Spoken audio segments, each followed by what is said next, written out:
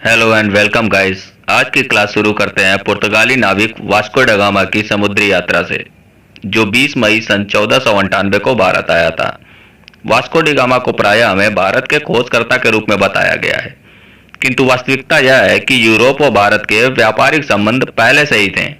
Vasco D gamma ने भारत नहीं बल्कि भारत आने के समुद्री मार्ग की खोज की थी। हुआ यूं कि 15वीं शताब्दी में भारत आने का एकमात्र स्थलीय मार्ग तुर्कों ने अवरुद्ध कर दिया। उस समय यूरोप में भारतीय मसालों की भारी डिमांड थी। तब यूरोप के शासक भारत से व्यापार बनाए रखने के लिए जल मार्ग की खोज हेतु अपने नाविकों को प्रोत्साहित करने लगे। वास्को डी गामा ने 8 जुलाई सन 1497 को पुर्तगाल के लिस्बन बंदरगाह से अपने सफर की शुरुआत की और वह अफ्रीका के दक्षिणी छोर केप ऑफ गुड होप पहुंचा। यहां से वह एक भारतीय व्यापारी की मदद से भारत के कालीकट बंदरगाह तक पहुंच गया। इस प्रकार वास्को डी गामा ने भारत यूरोपीय व्यापारिक जलमार्ग की खोज की।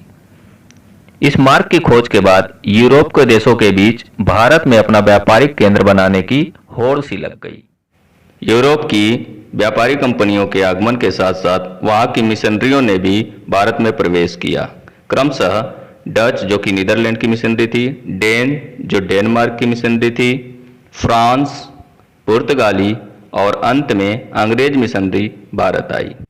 डचों को छोड़कर सभी मिशनरियों ने शिक्षा को ईसाई धर्म के प्रचार का माध्यम बनाया। इस संदर्भ में नुरुल्ला और नायक लिखते हैं, मिशनरियों को भारत में आधुनिक शिक्षा पद्धति के प्रवर्तक होने का सम्मान प्राप्त है।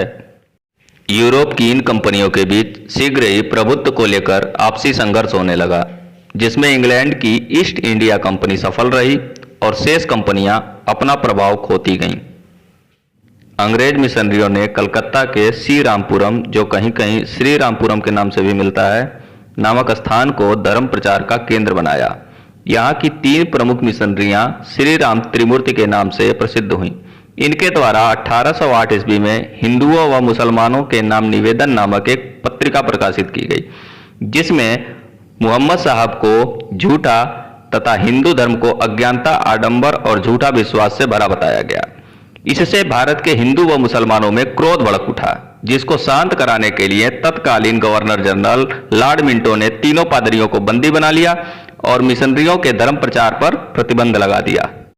लॉर्ड मिंटो के इस कार्य से मिशनरियों को काफी असंतोष हुआ। इसका सर्वाधिक विरोध चार्ल्स ग्रांट ने किया। ग्रांट के अनुसार हिंदू गलती इसलिए करते हैं क्योंकि उनमें अज्ञानता है और उनको उनकी गलतियां उचित प्रकार से कभी बताई नहीं गई हैं। चार्ल्स ग्रांट ब्रिटिश कंपनी का भूतपूर्व कर्मचारी था। भारतीयों की अज्ञानता निवारण हेतु उसने एक पंचमुखी योजना प्रस्तुत की थी। ग्रांट की योजना के 5 बिंदु इस प्रकार से हैं। पहला, भारत में विद्यालयों की स्थापना कराई जाए। दूसरा, विद्यालयों में अंग्रेजी माध्यम से शिक्षा दी जाए।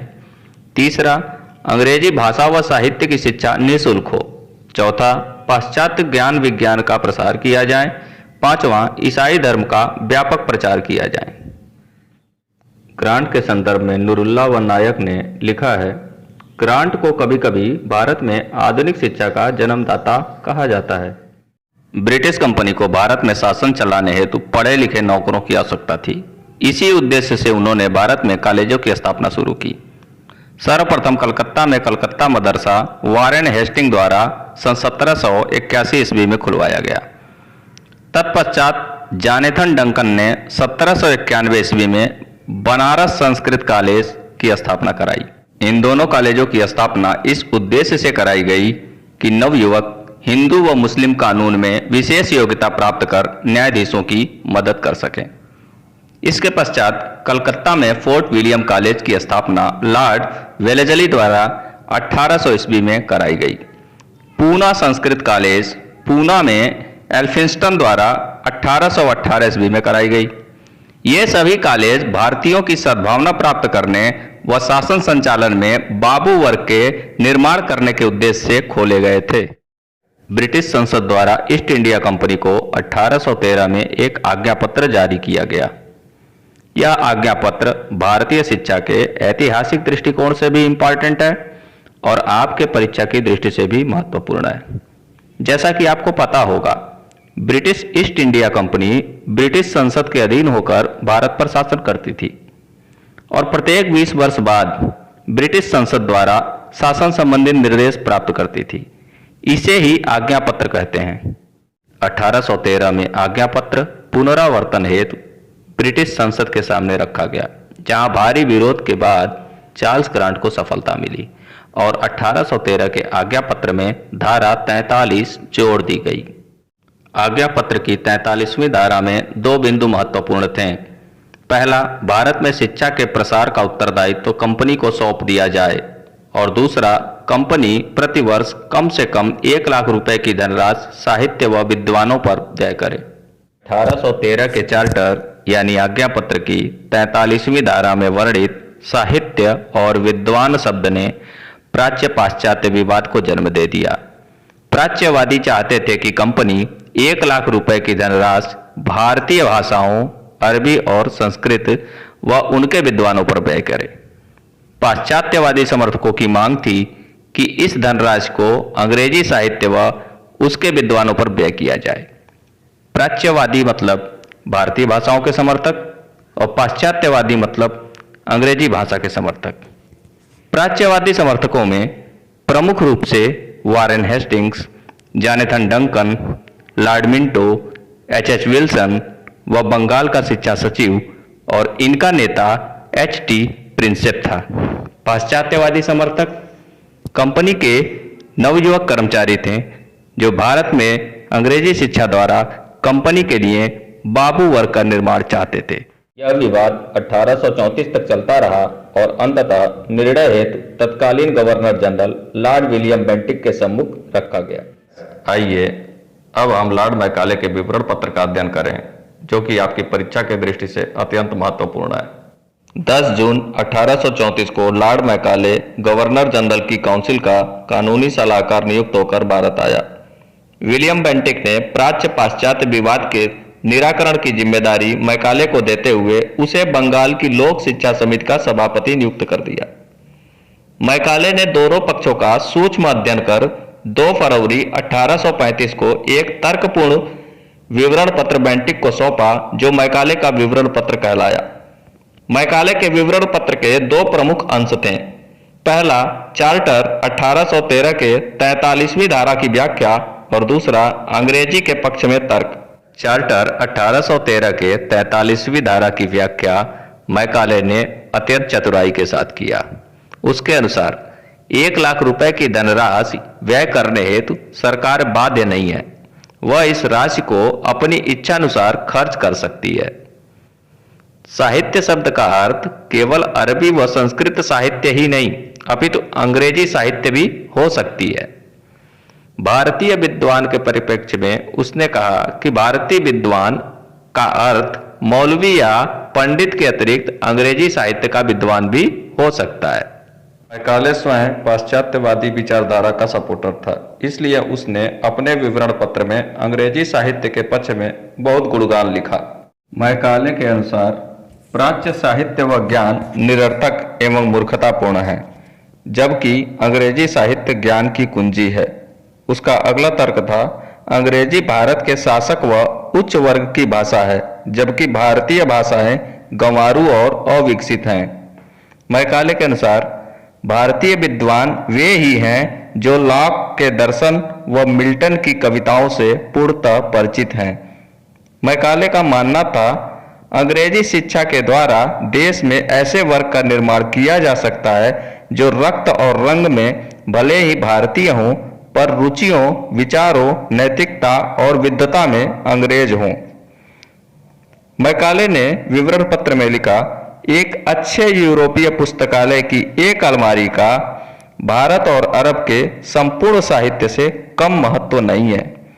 इस प्रकार मैकाले ने चतुराई व कुतर्क के द्वारा भारतीयों पर अंग्रेजी शिक्षा थोपने का सफल प्रयास किया। लॉर्ड विलियम बेंटिक की शिक्षा नीति। लॉर्ड विलियम बेंटिक ने मैकाले के सभी विचारों का अनुमोदन करते हुए 7 मार्च 1835 को सरकार की नई शिक्षा नीति की घोषणा कर दी, जिसमें उसने कहा कि शिक्षा के लिए निर्धारित संपूर्ण धन का सर्वोत्कृष्ट प्रयोग केवल अंग्रेजी शिक्षा के लिए ही किया जा सकता है। अतः धन की कमी के कारण सरकार जन शिक्षा की व्यवस्था नहीं करेगी। धनराशि का व्यय केवल अंग्रेजी शिक्षा पर ही किया जाएगा। प्राच्य साहित्य पर कोई धन व्यय नहीं किया जाएगा।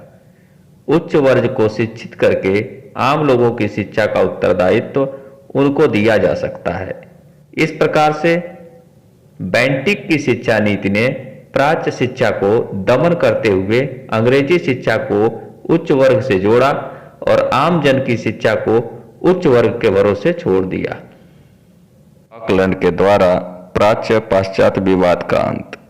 लॉर्ड विलियम बेंटिक अपनी शिक्षा नीति 1835 के प्रकाशन के 13 दिन बाद ही अपने जन्मभूमि वापस चला गया। बेंटिक के बाद लॉर्ड ऑकलैंड गवर्नर जनरल बनकर भारत आया। उसके पद संभालने के समय प्राच्य पाश्चात्य विवाद गंभीर रूप ले चुका था। ऑकलैंड ने इस विवाद के कारणों पर 4 वर्षों तक गहन अध्ययन किया और पाया कि सरकार प्राच्य शिक्षा पर वास्तव में कम धन खर्च कर रही है।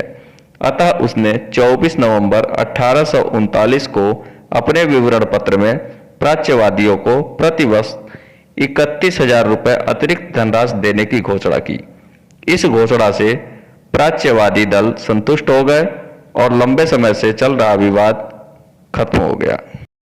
Doctor S.N. मुखर्जी लिखते हैं, लॉर्ड ऑकलैंड को इस बात का अभिमान था कि उसने 31,000 रुपये प्रतिवर्ष की मामूली रकम अधिक व्यय करके उत्तेजित विवाद का अंत कर दिया।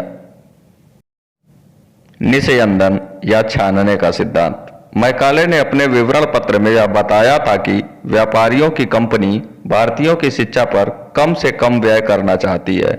अतः शिक्षा व्यवस्था केवल उच्च वर्ग के लोगों के लिए ही की जाए, जहां से वह स्वतः छानकर निम्न वर्ग तक पहुंच जाएगी। इस सिद्धांत के समर्थक बंबई के गवर्नर की काउंसिल के सदस्य फ्रांसिस वार्डन, कंपनी के संचालक और लॉर्ड मैकाले थे। मैकाले के अनुसार हमें इस समय एक ऐसे वर्ग का निर्माण करने का पूरा प्रयास करना चाहिए जो हमारे और उन लोगों के बीच दुभाषिए का काम करे जिन पर हम शासन करते हैं।